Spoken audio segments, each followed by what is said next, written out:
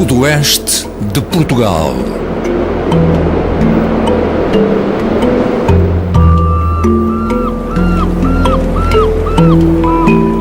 A nossa viagem começa aqui, nas falésias da costa sudoeste de Portugal. Uma costa carregada de histórias sobre o encontro entre a terra e o oceano.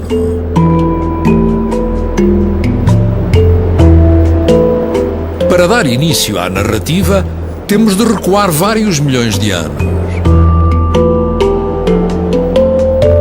Estas falésias imponentes, escarpadas e desgastadas pelo mar e pelo vento, foram forjadas há cerca de 320 milhões de anos, através da sedimentação e compactação de areias.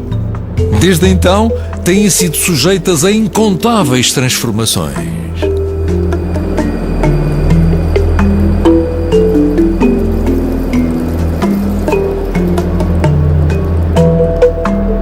Os xistos e grauvaques quebram-se e são depois desgastados e polidos pelo mar, que lentamente os vai fragmentando, transformando-os em seixos cada vez mais pequenos e finalmente em areia.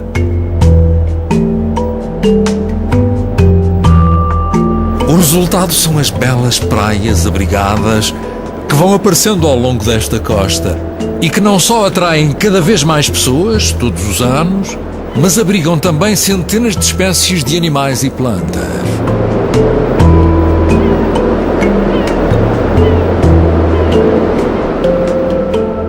As zonas costeiras, em geral, são muito convidativas para a vida selvagem, e esta costa não é exceção. De todas as classes de animais que aqui habitam, as aves são certamente as que mais se notam. Estas escarpas albergam dezenas de espécies. Algumas são apenas visitantes, que procuram um inverno mais ameno e agradável do que o dos locais onde nidificam, como no caso deste corvo marinho de faces brancas. Outras nunca irão partir, enchendo de vida estas falésias.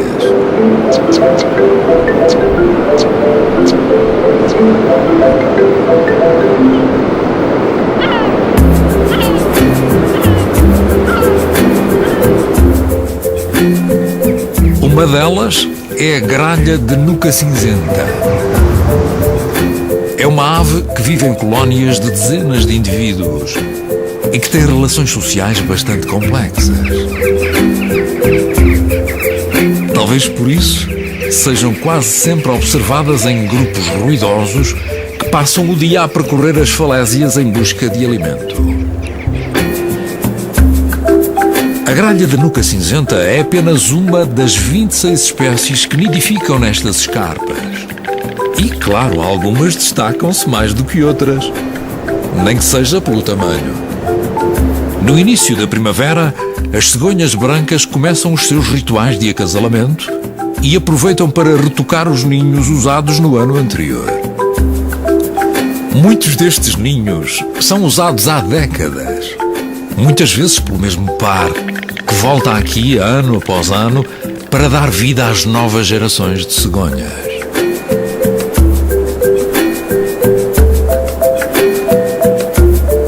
O peneireiro vulgar é um vizinho perigoso, não para as cegonhas.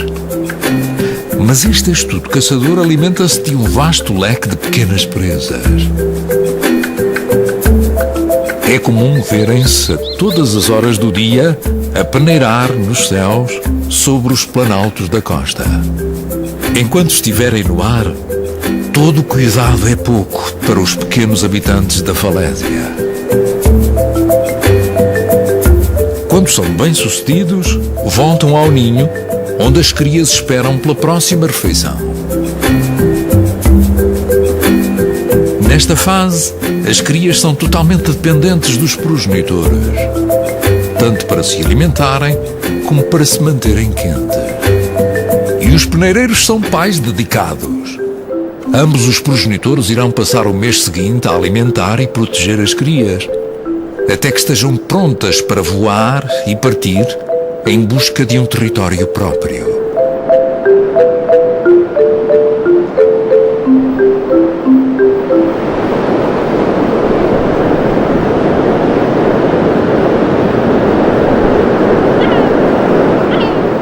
Se a história das falésias demorou milhões de anos a ser escrita, há uma outra que se escreve 2 vezes por dia.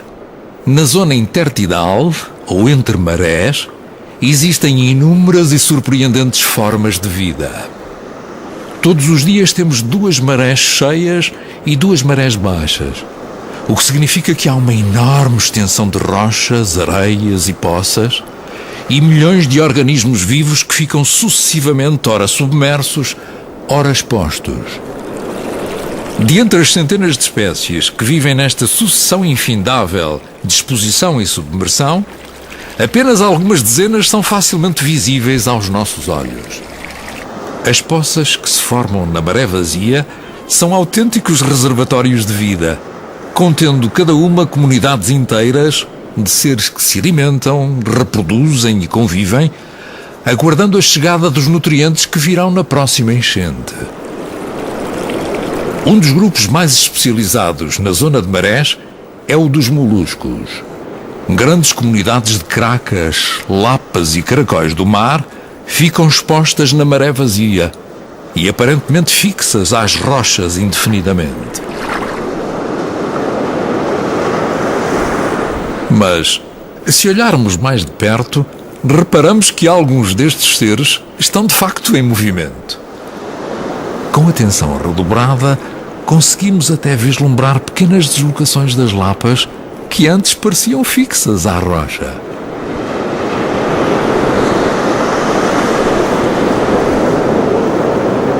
Para perceber exatamente o quanto estas espécies se movem, temos de acelerar o tempo e mergulhar no seu pequeno e frenético mundo.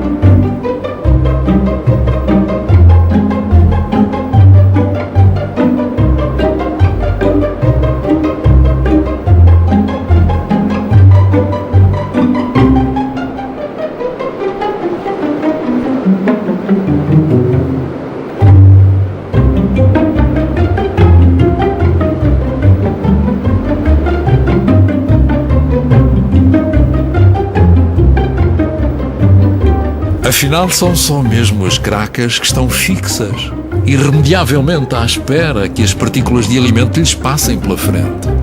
Tanto as lapas como os caracóis, na sua escala temporal própria, são predadores ativos que percorrem estas rochas incansavelmente. Quando a baixa-mar acaba, a maré começa a subir e lentamente irá cobrir todos estes pequenos mundos. As ondas trazem consigo partículas novas de alimento acabadas de chegar, assim como água mais limpa e fresca.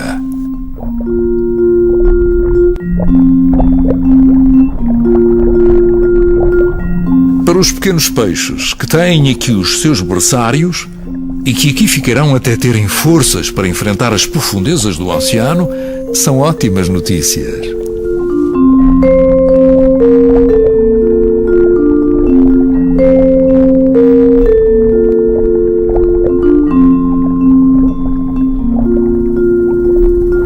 Os crustáceos, como os pequenos camarões das poças, garantem que todos os detritos acumulados são eliminados e que o sistema se regenera de novo, assegurando desse modo que a costa está em bom estado de saúde.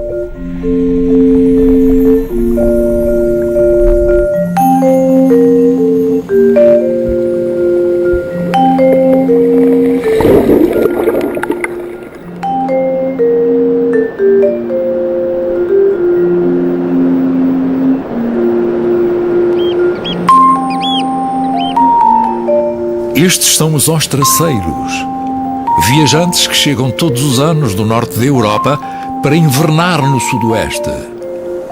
O seu nome vem do facto de serem especialistas a capturar os bivalves que procuram ativamente na rocha.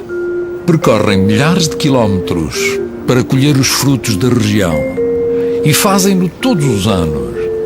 Por agora terão de se alimentar bem e recuperar forças para na primavera voltarem aos seus locais de nidificação.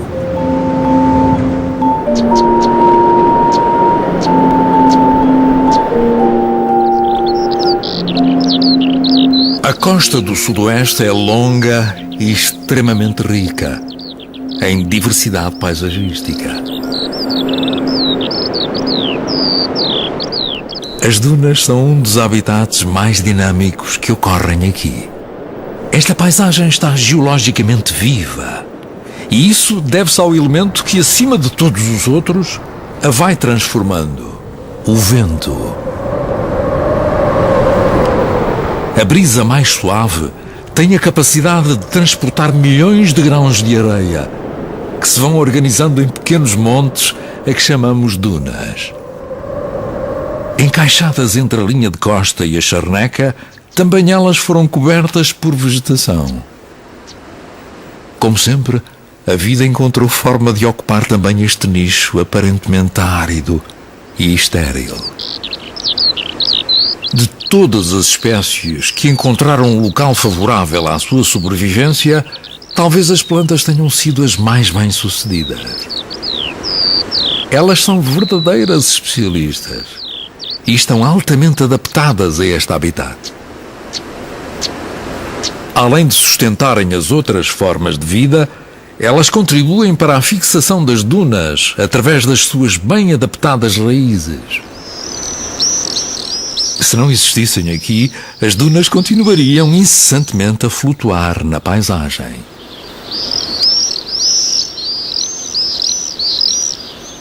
Todos os seres que vivem aqui aprimoraram a sua aptidão para a vida nas areias. E há um que todos conhecemos bem. Apesar de pequeno, deixa uma marca inconfundível na areia. Dessa forma, o escaravelho das praias vai desenhando o seu caminho. Orientado pelo sol, percorre os seus trilhos de forma incansável à procura de alimento. É um pequeno escaravelho num mar de areia. Mas apesar de estar como o peixe na água, a areia é um lugar repleto de perigos, alguns dos quais bem difíceis de detectar.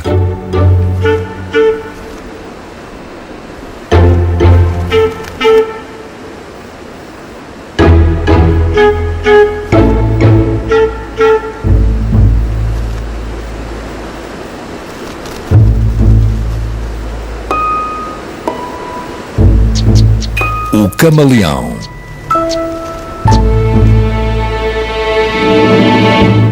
O mestre da camuflagem e emboscada também faz destas dunas a sua casa.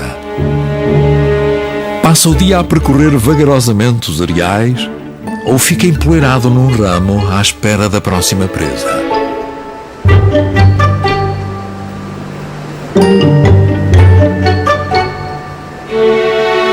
A população desta zona do Algarve tem vindo a sofrer um decréscimo muito acentuado e atualmente a espécie é já considerada bastante rara.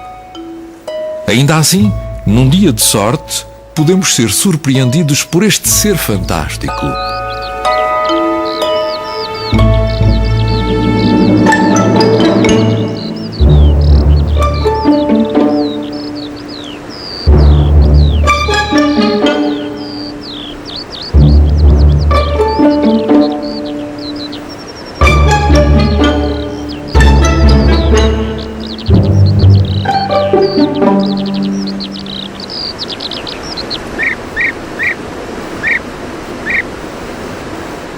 No Sudoeste, as dunas fazem muitas vezes fronteira com outros tipos de habitat bem diferentes.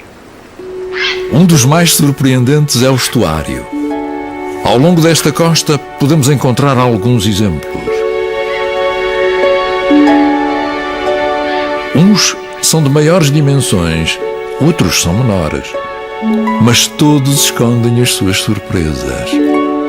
Nestas planícies lodosas e arenosas, formam-se pequenos nichos propícios a uma rede ecológica mais rica e frutífera, onde acontecem muitas histórias. E esta é talvez uma das mais fantásticas.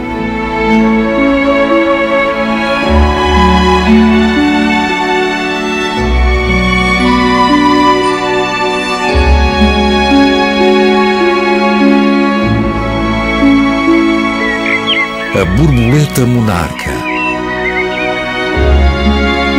Em Portugal, existem desde os anos 90 algumas pequenas comunidades deste maravilhoso animal. E apenas aqui no Sudoeste. Mas como terão chegado até aqui? Estas borboletas são originárias do continente americano e são famosas pelas suas migrações de proporções épicas. Todos os anos viajam milhares de quilómetros entre o sul do Canadá e as montanhas do México. Devido à grande altitude que atingem nestas viagens, as borboletas monarcas estão sujeitas a ventos muito fortes que as podem desviar da rota. Terá sido assim que chegaram aos Açores, à Madeira, às Canárias e, por fim, a Portugal continental.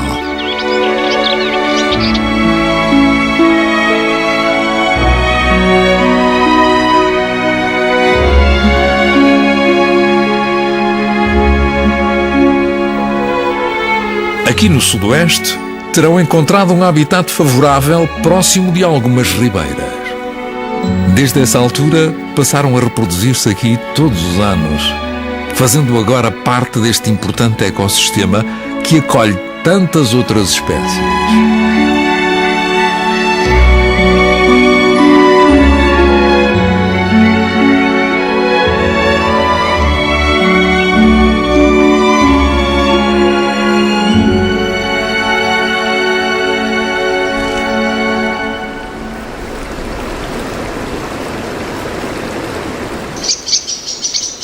No crepúsculo, antes do cair da noite, a atividade dos animais na ribeira aumenta à medida que vamos avançando para montante. Uma das espécies mais características desta região é também, seguramente, uma das mais furtivas. Ei lá, duas silhuetas apressadas a nadar à superfície da água. Nesta ribeira conseguimos encontrar aquele que é um dos animais mais esquivos e maravilhosos da fauna do Sudoeste. Um predador de topo que aqui encontra as condições ideais para a sua sobrevivência, devido à abundância de alimento. A lontra. Em Portugal, ao contrário do que acontece noutros países da Europa, onde esta espécie tem vindo a regredir, a população de lontras encontra-se saudável e em crescimento, e o Sudoeste é uma prova disso. Apesar de ser muito dependente da água, passa uma grande parte do dia fora dela, percorrendo o seu território em busca de alimento e defendendo-o dos rivais. E ainda que os estuários sejam um habitat de eleição para a lontra, a distribuição da espécie abrange quase todo o território, incluindo a orla marítima e os cursos de água do interior. A Ribeira do Turgal, com as suas frondosas galerias de amieiros, parece ter sido colocada aqui para proteger algumas das espécies mais frágeis de todo o Sudoeste.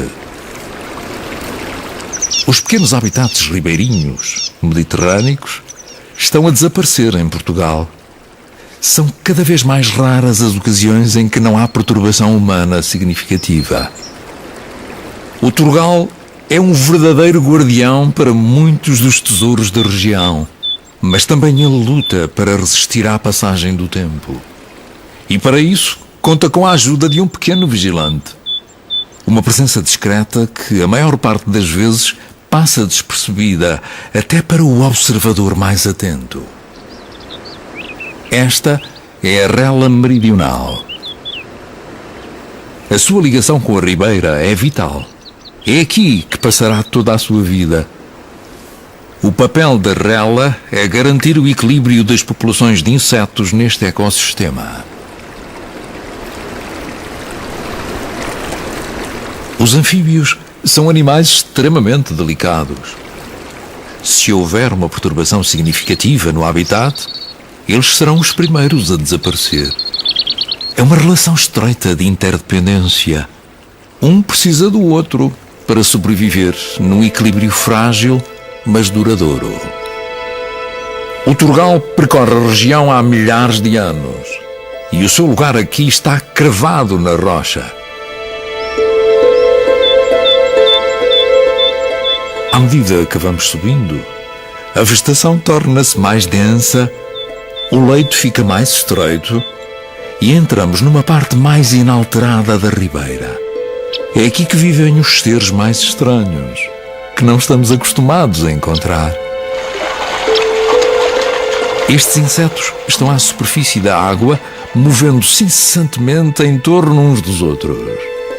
Quando sentem a presença de um predador, disparam num movimento frenético, possivelmente na tentativa de o confundir. Um pouco à semelhança dos grandes cardumes no oceano. As estratégias da natureza resultam em contextos muito diferentes. É nestas águas pouco profundas que estão os pequenos berçários para as espécies de peixes de rio. Vivem nestas águas protegidas até terem força para rumar a leitos mais fundos. Guardado pelos amieiros, este local é ideal para os seres mais delicados, ou então não tão delicados assim. Esta enguia não tem mais do que 7 centímetros de comprimento, mas os seus poucos anos de vida foram passados a atravessar o Oceano Atlântico. Trazida pelas correntes do Golfo, esta fêmea subiu o rio Mira e depois a ribeira do Turgal para se abrigar nestas raízes de amieiro. Aqui lutará para sobreviver durante os próximos anos, até ser chamada de volta ao oceano para se reproduzir no mesmo local onde nasceu. No entanto, não só de amieiros são feitas as galerias ripícolas das ribeiras e rios do sudoeste. Outras árvores, como os choupos, os freixos ou os salgueiros, estão intimamente ligadas aos cursos de água e a sua convivência é vital para ambas as partes, assim como para muitos outros que delas dependem. Sem as galerias de árvores que ladeiam a ribeira, a água estaria exposta à luz direta do sol. Os pequenos animais do vale não teriam abrigo para se esconderem dos predadores e as águas não seriam filtradas pelas raízes que invadem o leito da ribeira. E estes seres incríveis não estariam aqui.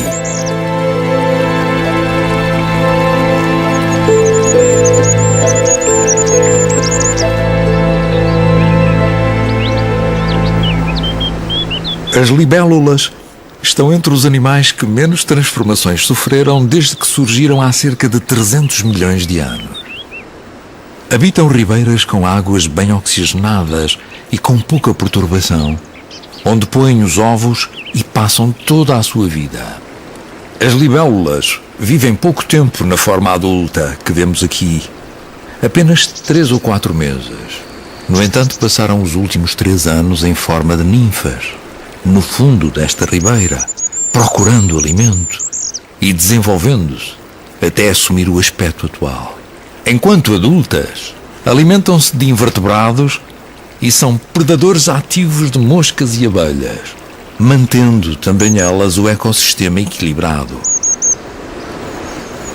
A poluição e a destruição do habitat empurraram estas populações para aqui. Este é o seu último reduto. O seu destino está agora ligado ao da ribeira. Oxalá consigam permanecer aqui. Deixamos agora o Turgal e viajamos para um dos habitats mais característicos da região mediterrânica. Os barrancos formam-se nos vales encaixados das ribeiras, que moldam os montes do sudoeste. E apesar da presença humana, Têm uma vegetação densa e em bom estado de conservação. Estes bosques de sobreiros e azinheiras são um autêntico refúgio para os mamíferos de maiores dimensões, que aqui permanecem afastados do olhar humano. Em tempos, esta floresta cobria uma área muito extensa. Hoje, restam apenas alguns bosques. Sem ela, grande parte da fauna que aqui habitava ficou fragilizada e enfrenta agora sérias dificuldades para se manter viável. O sobreiro é sem dúvida um dos heróis do Sudoeste. Nasceu para este clima e os recursos que produz dão vida aos ecossistemas naturais e são também um fator de subsistência para muitas famílias da região. Estes bosques são igualmente importantes na retenção da umidade que se acumula durante a noite, permitindo o desenvolvimento e colonização das paisagens adjacentes mais secas e desertificadas. Com um pouco mais de água, dezenas de espécies de arbustos conseguem colonizar as areias das charnecas e sistemas dunares, formando matos baixos que escondem espécies muito valiosas.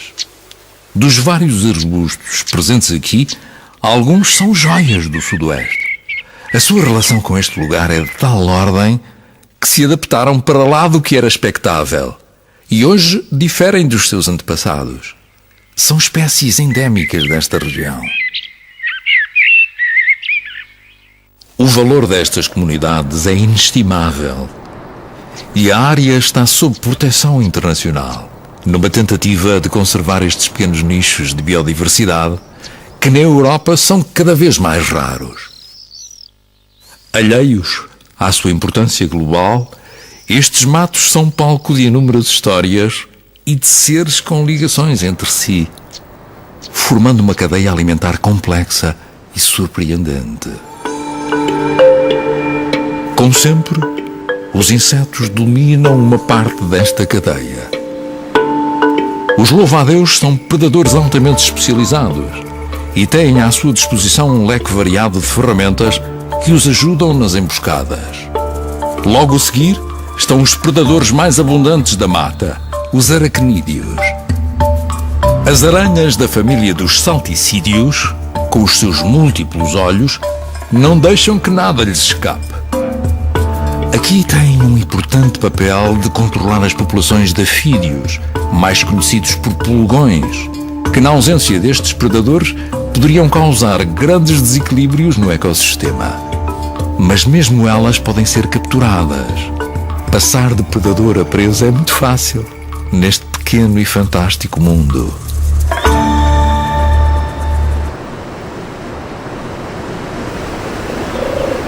Com tantos pequenos seres, seria de esperar a existência aqui de animais maiores.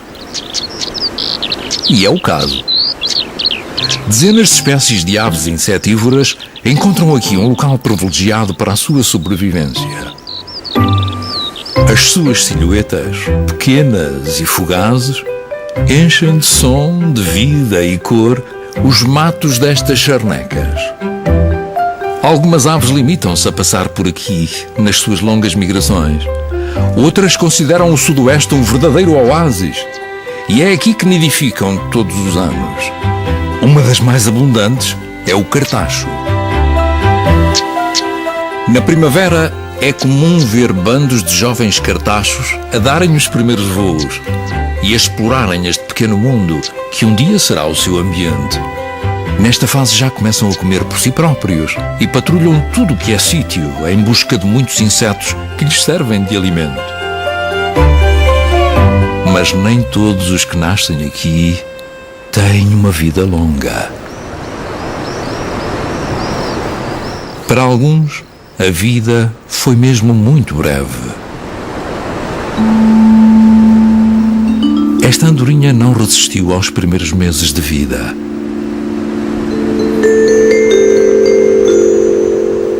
Na natureza, nada se cria e nada se perde. Tudo se transforma.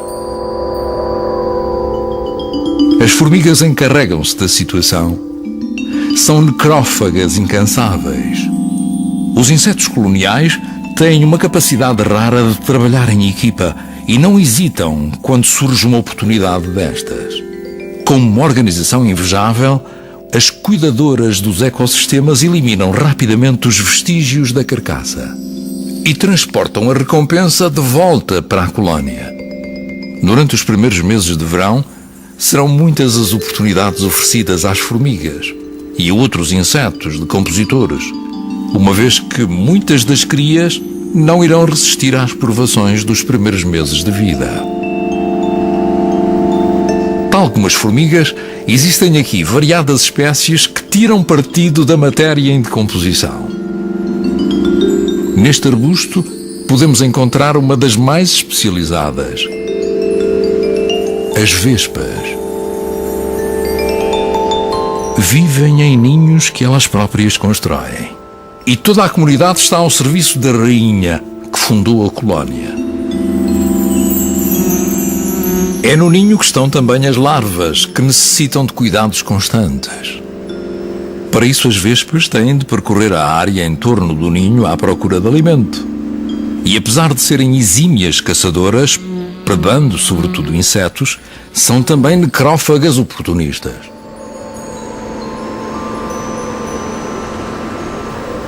E a carcaça de uma lebre é uma fonte de alimento quase inesgotável.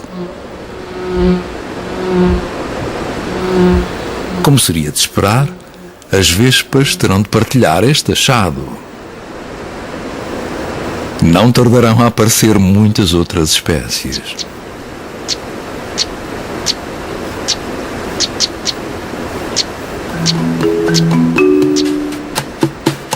Começam a chegar alguns dos comensais.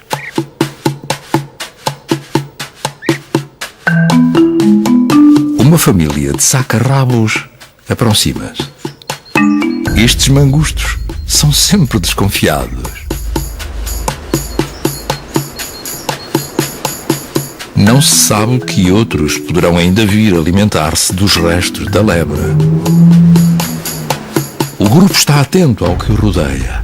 Para os saca-rabos, também é fácil passar de predadora presa. Nos céus aproxima-se uma silhueta ameaçadora.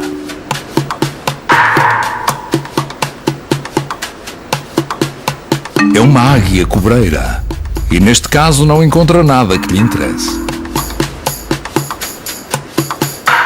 O caminho parece estar livre. Um a um, vão avançando cautelosamente. Os saca-rabos têm hábitos diurnos, ao contrário da maioria das outras espécies de carnívoros que existem em Portugal. A sua dieta é bastante variada e, apesar de serem predadores ativos, às vezes alimentam-se de restos de animais.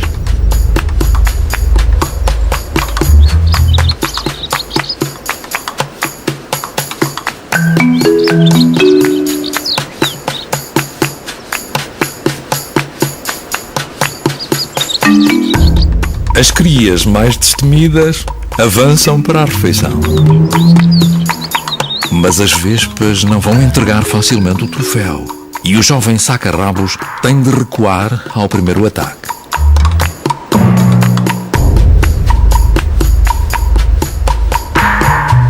Ainda assim, dotado de uma pelagem densa e com o estômago a apertar, faz uma nova investida. Afinal de contas, a refeição vale o sacrifício de umas quantas picadas.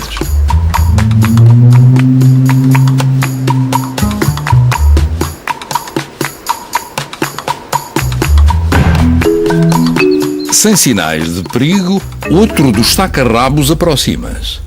É hora de comer.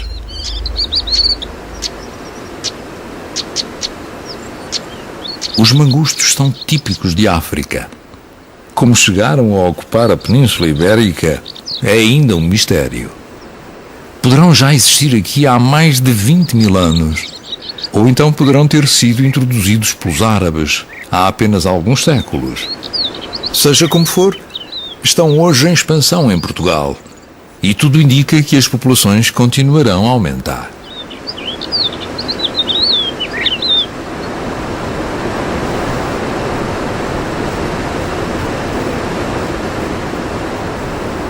O tempo tem trazido muitas alterações a esta parte do mundo.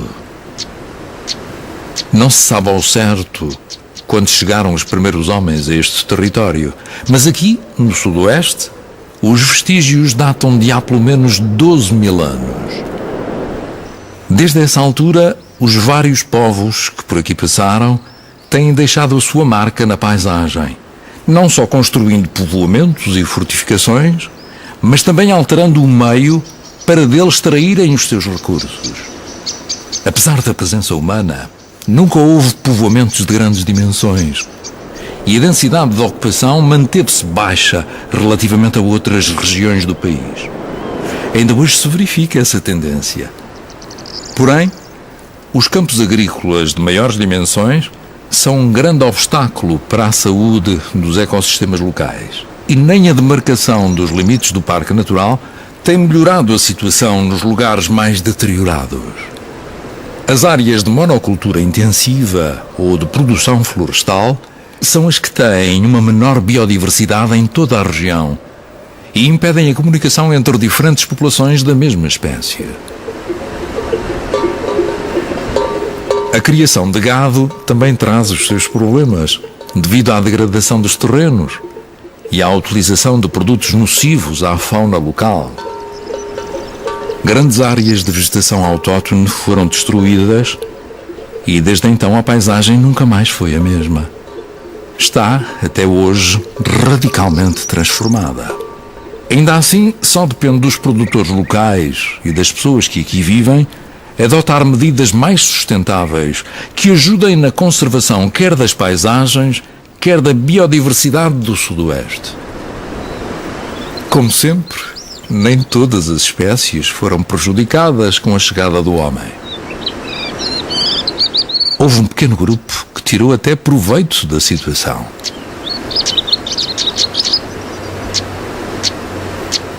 Este é um rato do campo e está à procura de alimento. Esta fêmea está abrigada na toca. O perigo lá fora é constante. Este casal teve uma ninhada. As crias nasceram há menos de 1 hora. A mãe terá agora de as criar sozinha. O macho já cumpriu o seu dever e partirá para outras paragens. As crias têm os olhos fechados e são totalmente indefesas. Neste momento, até o mais pequeno predador representa um perigo enorme. Mas a mãe tem de ir procurar alimento. Se não se mantiver forte, as crias morrerão. Por isso não tem outra escolha senão abandonar a toca. Todo o cuidado é pouco. O campo está repleto de perigos e sair durante o dia, mesmo ao crepúsculo, é muito arriscado. A progenitora sente o perigo no ar e hesita por momentos. Não muito longe da toca vive um velho rival do rato do campo. Também ele tem beneficiado da expansão humana e usa esta velha casa como esconderijo. Um mocho galego procura detectar a mínima perturbação no seu território. Anda à caça. Quando avista uma presa, precipita-se no ápice.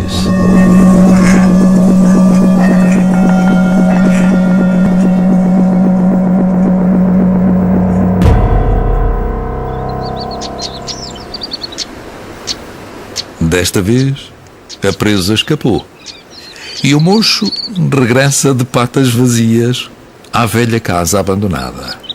Os mochos galegos são predadores eficazes, com uma visão muito apurada e raramente falham as suas caçadas.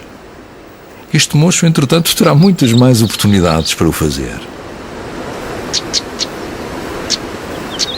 E tendo esta casa como ponto elevado de observação, certamente irá ser bem sucedido.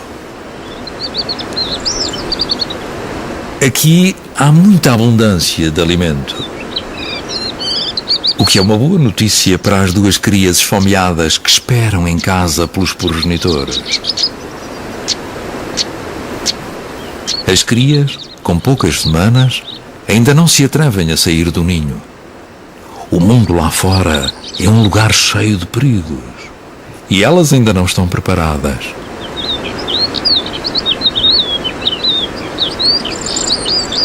A curiosidade está lá, na toca, a empurrá-las para fora.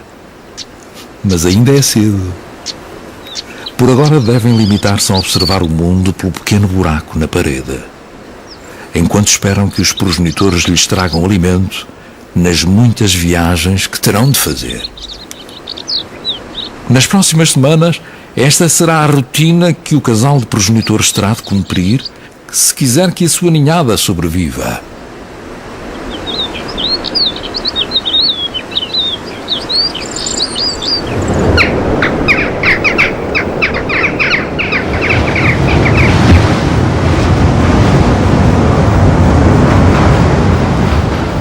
Estamos agora num dos locais mais importantes de todo o Sudoeste, o Cabo de São Vicente, em Sagres.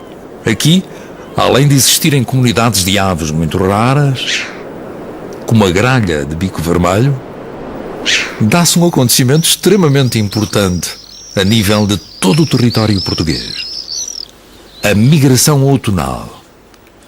De agosto a novembro, milhares de aves e milhões de insetos passarão por aqui rumo ao sul, em direção à África subsaariana.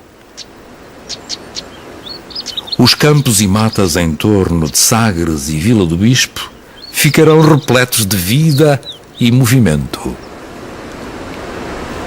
Este espetáculo da natureza congrega desde as mais variadas espécies de pequenos passeriformes às grandes aves planadoras.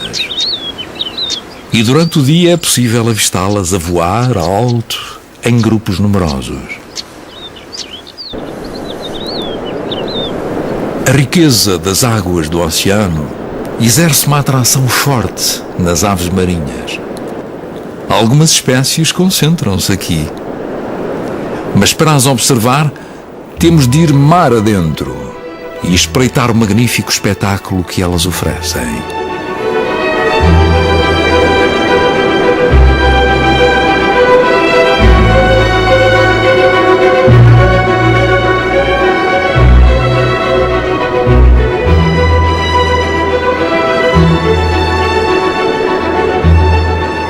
Aqui, em alto mar, entramos no mundo das aves pelágicas.